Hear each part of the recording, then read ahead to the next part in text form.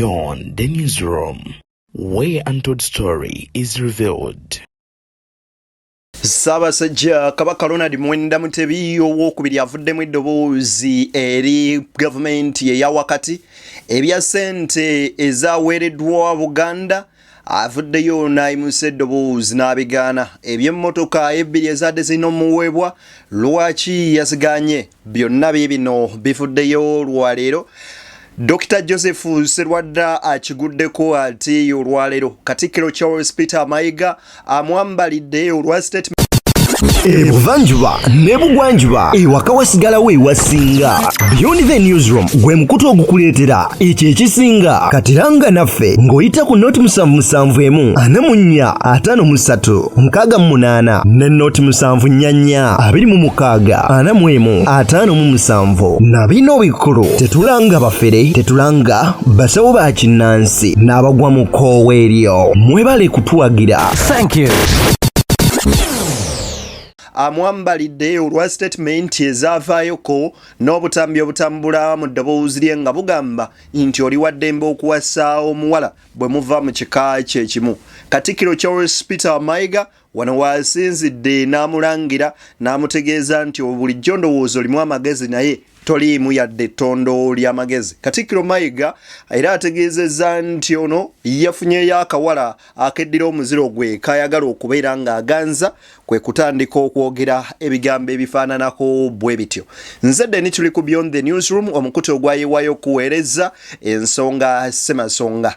Nsaba onzikirize ate nkusabe muwombeefu era obwetoowaze obw'ekika ekyawaggulu video kimpere like. Bw'omala ogiwa like ate nkusaba ekirala kimu kyokka bwe guba nga gwe munene gwe ogusoosola aba video zaffe genda maaso n'okuba ng'osubscribinga. Koona mu kagamba osubscribe bw'omala okooneko wali waggulu mu kadde okagye mu personalize okase mu all ofune notification ku mboozi zonna ze tukuteerayo ku mukutu guno ennyuvu z'otasaanye kubeera nga ate osubwa.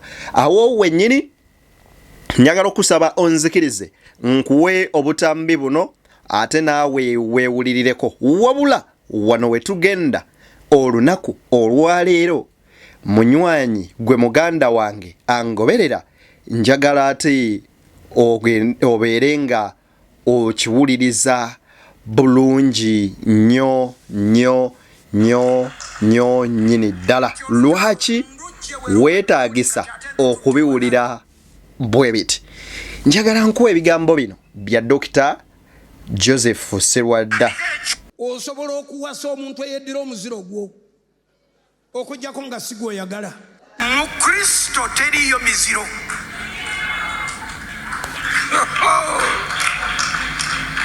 Kati olutalo ndujje we rubadde ruli kati ate tututte walala. Nga ntegeerera ddala kyenkola nti amateeka agafuga obulombolombo empisa obuwangwa bw'abantu tegafugira mu kkanisa.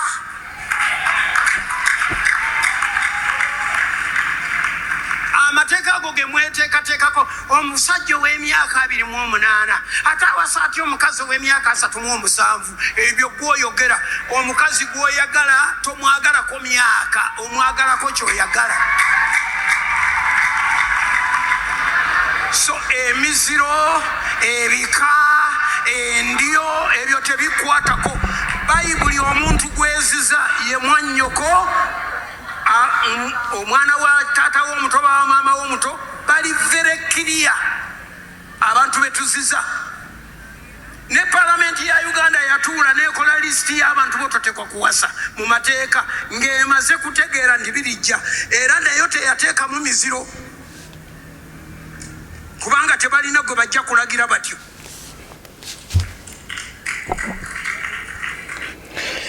Ebigambo ebyo bw'oba obiwulira si bya muntu mulala wabula bya nnyini byo era abyeyogerera ye Dr. Joseph Sserwada. Dr. Joseph Sserwada abyogera ng'ali ku Victory Christian Center wali eri mu Ndeeba. Byamuviiriddeko nno akabasa era ne bamupiiningamu nnyo. Era nga Katikiro Peter Mayiga ye yasoose n'avaayo n'amwogerera ebigambo bingi. Wuliriza. Nawulidde omubuulizi w'enjiri awo pasita ng'agamba nti mu Bayibuli temuli nti mwannyoko simuwasa. Mwamuwuliddeko? Yaneewuunyisizza ate bulijjo ndowooza nti oyo ye oba yafunyeeyo omuwala eyeddira ekika kye. Manyi bwe bakola ne balyoka bataputataputa ebintu okwanguyiza ebintu. Obuwangwa bwaffe toyinza kuwasa wa kika kyo. Oba ne Bayibuli tagitegeera bulungi. Yaneewuunyisizza. Anti kaakati munnange byewuunyisa byo era buli ekijja buli lunaku tubaako ekyewuunyisa. N'ate bw'otugambye nti oba Bayibuli tagitegeera bulungi, we mbadde nsuubirira nti Katikkiro Charles Peter Mayiga ogenda vaayo ko n'olunyiriri lumu olwa Bayibuli olugamba nti omuntu talina wasa wa kika kye. Anyway, si kirungi era tekiwulikika bulungi bw'oba owuliriza nga gukakasa nti obuwangwa bwo oba oli Muganda oba kino. Nejjukira nti enzija y'amadiini gano bwe gajja galina ebintu ebimu bye gaadibya. Naye ate ne wabawo n'ebimu ebisigalawo nga bya buntu. Gwe kati weebuuzeemu gwe bazaala e Masaka osanga otya nga muganda wo taata we maama we yali Munyankole, taata oyo nga yeddira embwa, kati naawe avudde Kagadi nti neddira mbwa n'oli ew'e Masaka. Bikwataganira wa? Mbwate temwewasa. Mbwate oli maama w'egindi bwe yazaala egindi n'azaala egindi ate taata gundi n'akola bw'ati. Kati naffe bwe tuddayo ne tubuuza ekibuuzo. By the way, leka tubuuzeemukko. Kambuuzeemu nga ffala kale. Bwe kiba nti Adamu yatondebwa agu, Eva ne bamujja mu Adamu abanga muganda we naye yamufunira mubeezi n'aba mukyala we. Lwaki bwe bamala okwonoona Katonda bagamba kale mugende muzaale mwale? Kaakati abantu bano bakayini bano abaana ba Adamu be bazaala be bawasa baava ludda wa besiwulirako nti Bayibuli ne batondera gundi omukazi ne batondera gundi omukazi baavaawa kumu abamanyi Bayibuli ennyo mu nnyinyonnyole baavaawa abo. Ekitegeeza nabo mu kutandika ensi bwe batyo bwe baakola ki? Bwe beeryangamu. Omanyi lwaki bw'osanga abalokole bagamba nti owase mulokole kyokka ate nga bwe babeera wamu babeera ba sisita abaana ab'enjwemu ey'okukkiriza. So Dr. Sserwada naye ku side ye omusanga nga mutuufu. Kyokka ate ne Katikkiro ku side ye ey'ebyobuwangwa alaba baddi by'obuwangwa n'ennono ate naye ki mutuufu ku side ye. So it depends ku ggwe ki kyokola ki kyolowooza. Kaakati nno ebyensimbi ezigambibwa okubeera nga zaweereddwa obwakabaka bwa Buganda zeeyongedde okubeera nga zikubya abantu obwama. Kyokka bino we mbyogerera ng'ebintu birayika byakyuse dda. Kansooke nkuwe wano owulirize.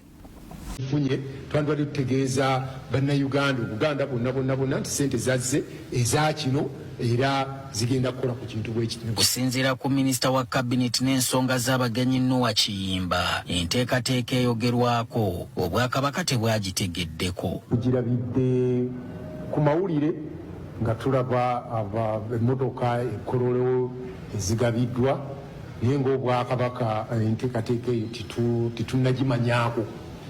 Era emmotoka zino ziweereddwa abakulembeze bannono. Twandibadde tukitegeddeko. Kiyimba asoomozezza gavumenti okusasula ebbanja obwakabaka bwe limaze ebbanga nga bubanja. Sente ezo singa ziba zisasuddwa obwakabaka busobola okukola ebintu bingi kubanga emmotoka mu kiseera kino yeetaagibwa naye ate si kyekintu ekikulu. Bintu bingi nnyo Ssaabasajja Kabaka byagala okukolera abantu be. Emmotoka zino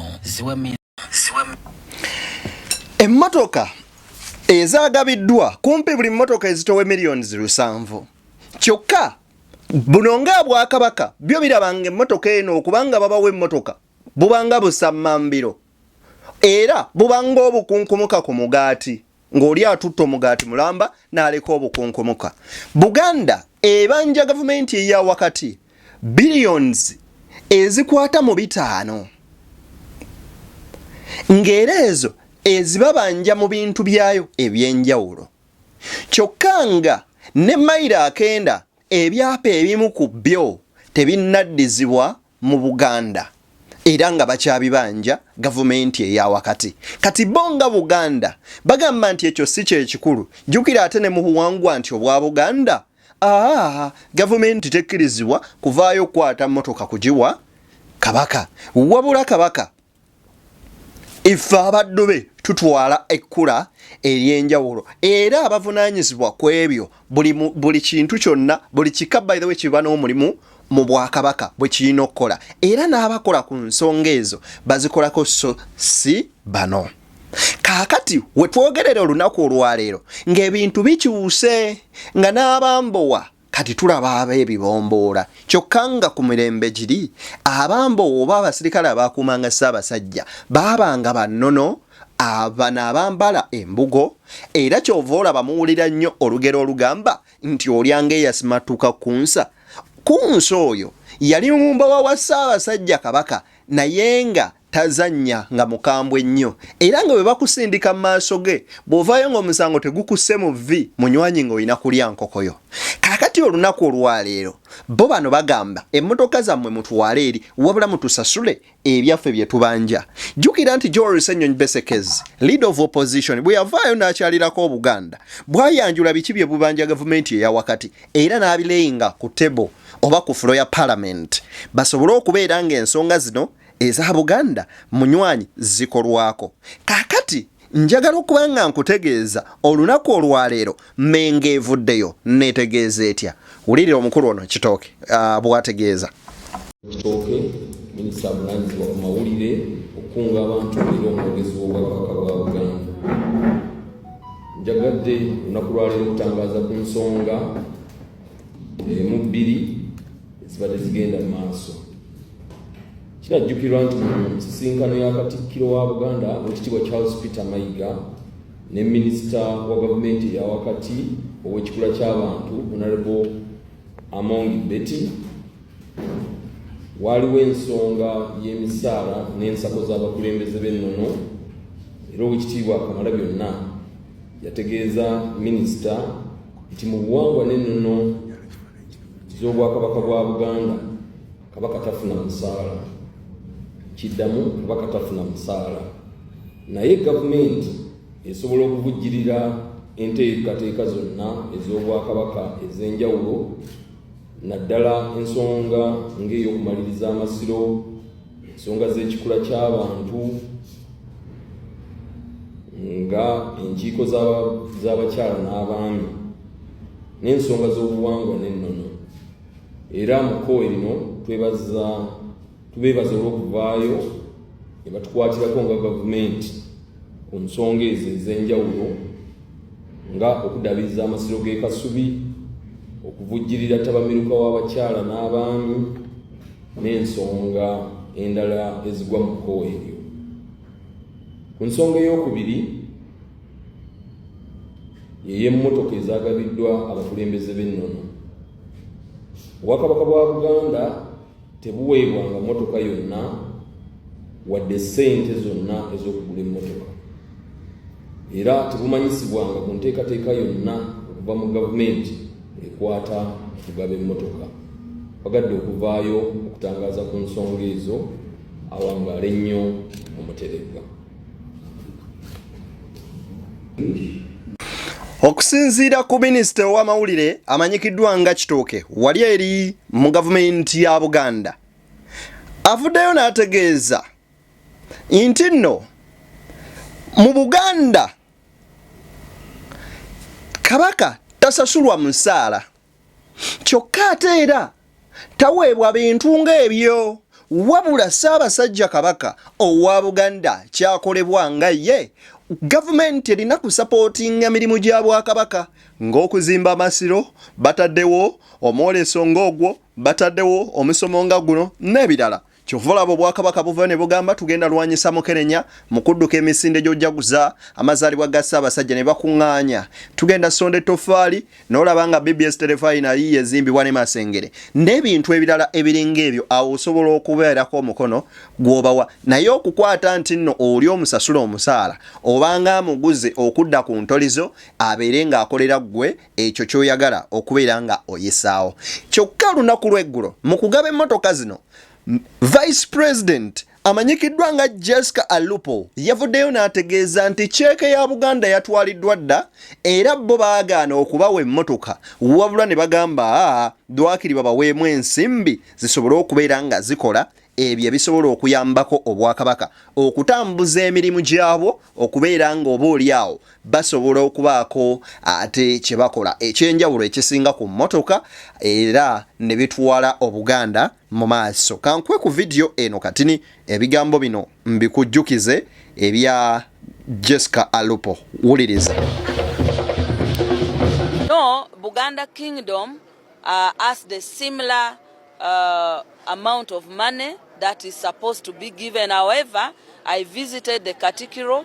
We agreed with them because they indicated that Buganda Kingdom has their methods and the culture that requires that certain provisions are done by the local people, by the kingdom's subjects. So we agreed with them that the money which is meant for Buganda Kingdom will be given to the kingdom at once, including the money for the vehicles, the 60 million cumulatively.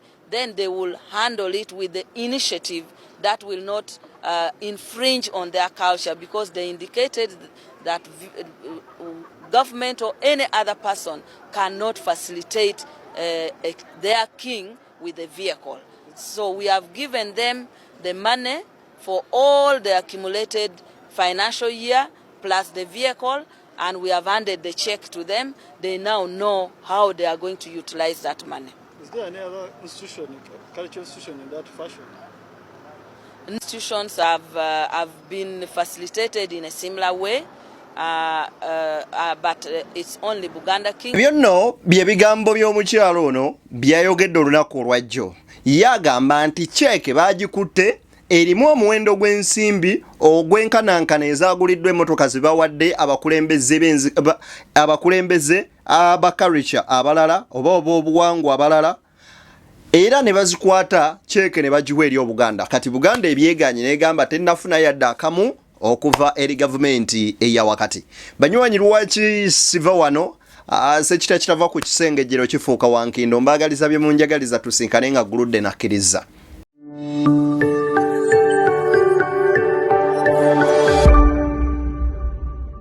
Beyond the newsroom, where untold story is revealed.